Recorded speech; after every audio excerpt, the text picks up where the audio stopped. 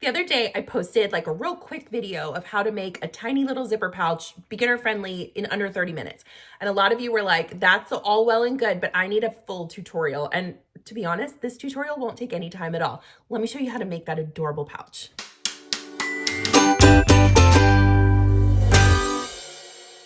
First, let's talk fabric. So you can get remnants of upholstery fabric at fabric stores. Remember too that like there's also stores that sell just upholstery fabric. I've stumbled into a few of them in my day because I thought I was buying other like sewing garment fabric and I was mistaken. Goes to show a little research goes a long way. That's not always a bad thing because those places also have remnant bins, just like a regular like garment fabric sewing store. You can also find stuff like this on Facebook Marketplace. A lot of times people will like recover their couch or make pillows and they'll have leftover. You can get this cheap, as in like almost free, because people just want to get rid of it. And a remnant is all you need. I like upholstery fabric specifically for this bag because it's thicker and a lot of times it's double-sided, which is kind of fun. Let's cut this down to 14 by 13 inches.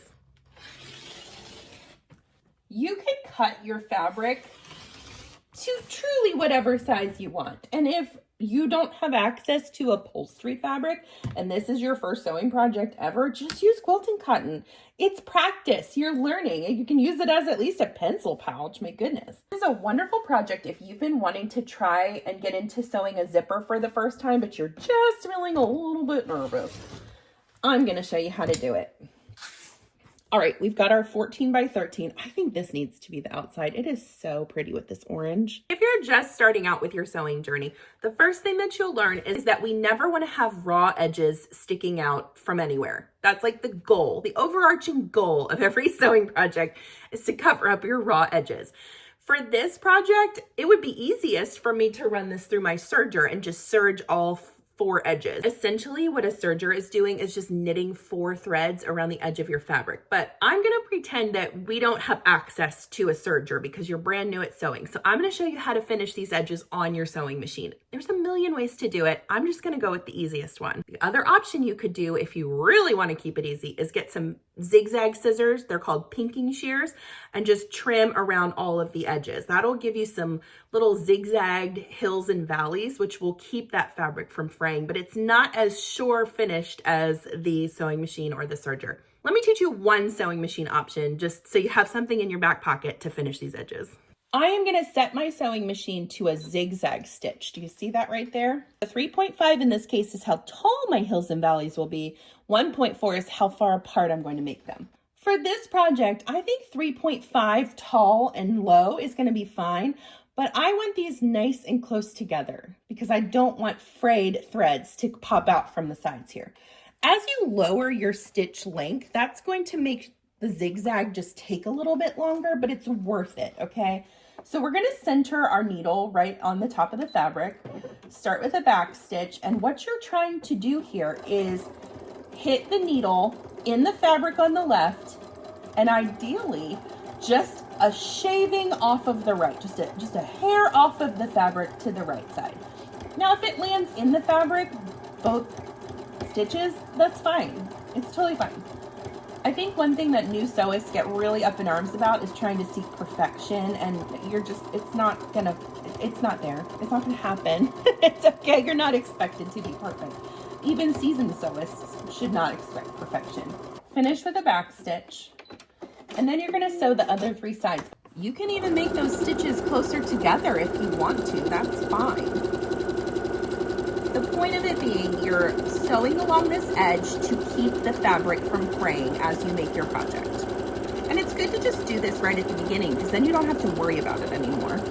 See how you've put that zigzag there? Now those fabric threads can't escape. That's what we want. Finish that on all 4 sides and I'll meet you back here. And I just got done doing the zigzag stitch around all 4 edges. Again, that is to finish your seams and make sure that your fabric doesn't fray because quilting cotton and upholstery fabrics are historic for having lots of fraying ends coming off of them. But listen, if that step stresses you out to no end, and this is your first sewing project you've ever done in your whole life, and you just don't want to do that step, there's nobody that's gonna judge you for that. Honey, you aren't going to get any judgment from me. You do what feels good to you. If you want to leave those edges fraying all the day long, do it. I'm not here to judge. I'm simply here to guide. Put this aside. Let's talk about zippers for a second. Okay, first of all, before you freak out, zippers are not scary, okay? Say it with me. Zippers are not scary. Let's make it a song. Zippers are not scary. I promise you they're not. Here's the thing about zippers, y'all. If you sew it in and it looks terrible, you can just take out the stitches and try again. I get why zippers are stressful, but there's also a level of just like, put on your big girl or boy pants and let's make this zipper pouch. Two types of zippers you can use for this project. Personally, I'm a huge fan of Zipper by the Yard.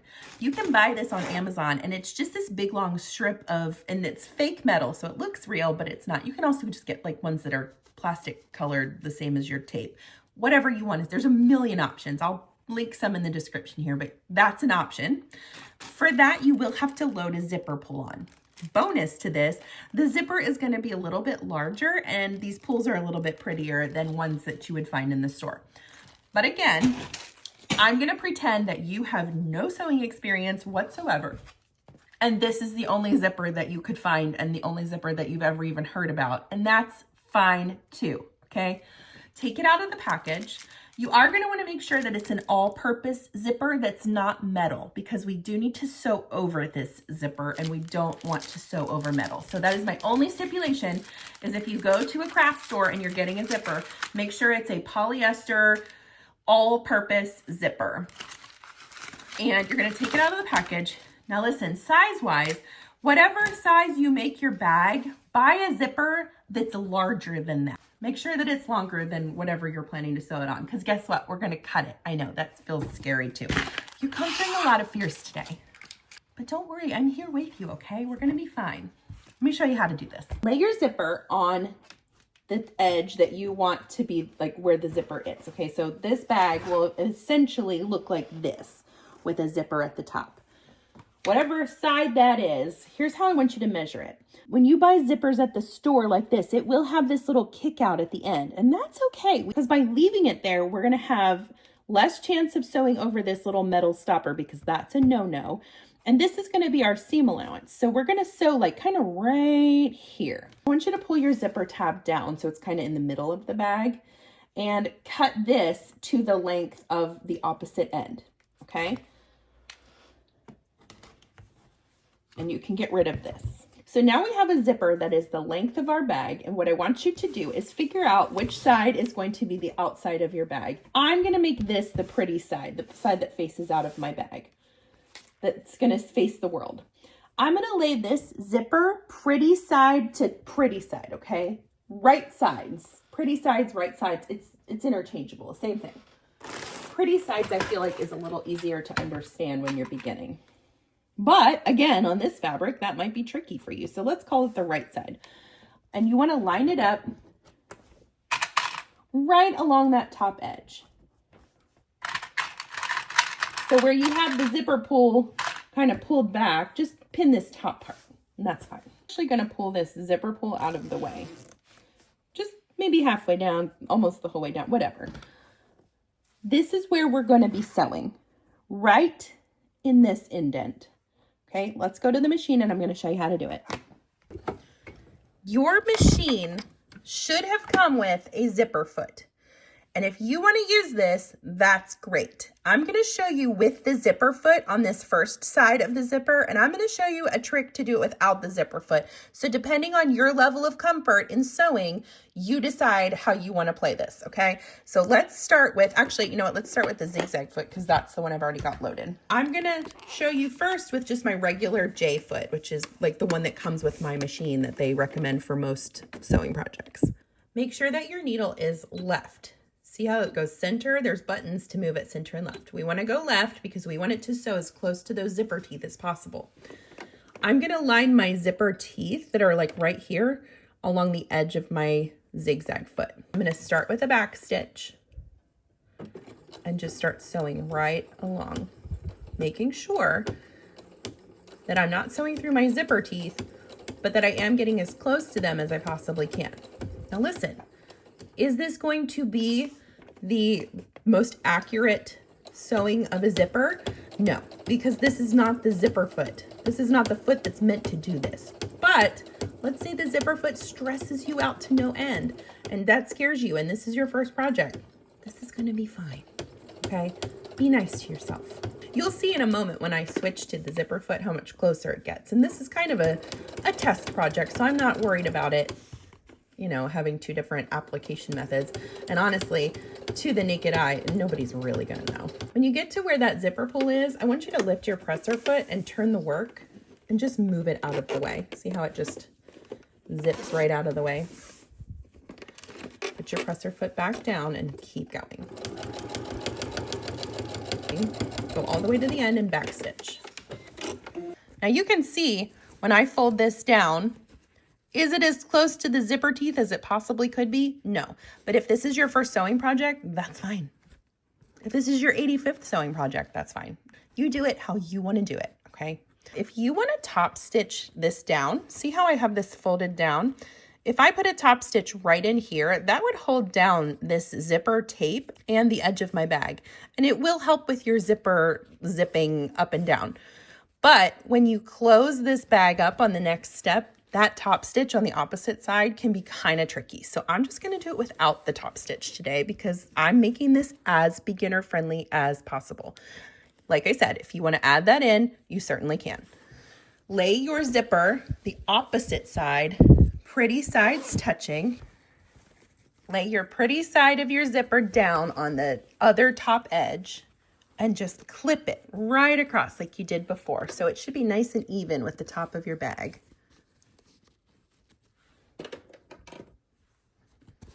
I'm going to switch to my zipper foot this time so you can see the difference. I'm going to load it onto the left bar. For this zipper foot, I want to center the needle because I want it going right in this divot right here. Lay your work under the presser foot. I like to line my raw edge up with the side of my zipper foot. I'm going to start with a back stitch. Hold your fingers right at the front of that zipper, right before it gets into that presser foot, because that's going to keep it nice and even. You will see with the zipper foot that this will get a lot closer to the zipper teeth without sewing through them. So it does give you more accuracy. And to be honest, I really don't think it's that much harder to use. It's just, I think it scares people. When you reach where that zipper pull is, just push it out of the way. Reach in there and reach in there, lift your presser foot, turn the work, and just ooch it out of the way. Put your presser foot back on, and sew on your merry way. If I didn't sing in a video, y'all would probably think I was ill. My husband just rolls his eyes at me. Yay, so look what you got. It's almost a bag. I'm gonna show you how to box this corner. So what I'm gonna do is line this up. I'm gonna do a 2-inch box, which means I'm gonna cut a 2-inch square out of this bottom corner. Once you cut that box out, what we're gonna do is sew this side seam at 3/8 of an inch, and then I'll show you how to box it. This is option 1 over here. Cut the box out and sew the short edge here. Or for now, just sew this long edge. Now remember, you finished these side edges, so these will be fine. We'll just have to finish this little boxed area. Okay, so while we're over here, let's complete this side if you're doing it this way. Open up that box and line those 2 edges up, and I want you to sew a straight seam right across here using that 3/8 inch measurement.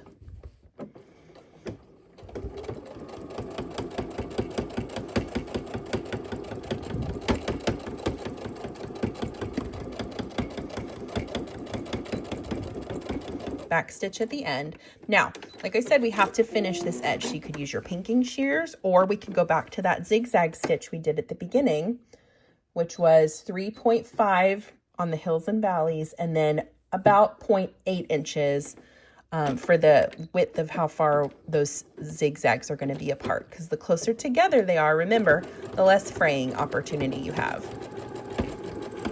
Okay, so that's completed side with the boxed corner. For the opposite side, if you're not wanting to cut that box out, here's the alternate option. So with the 3/8 inch, and then to box the corner this way, you'll grab the two sides and open them up so that this triangle sticks out and you've got your seam going down the middle. Now, since we boxed this with a 2-inch box on the opposite side, I want that to be even. So I'm gonna sew up 2 inches. You can mark this with a chalk marker or a pen, whatever works for you.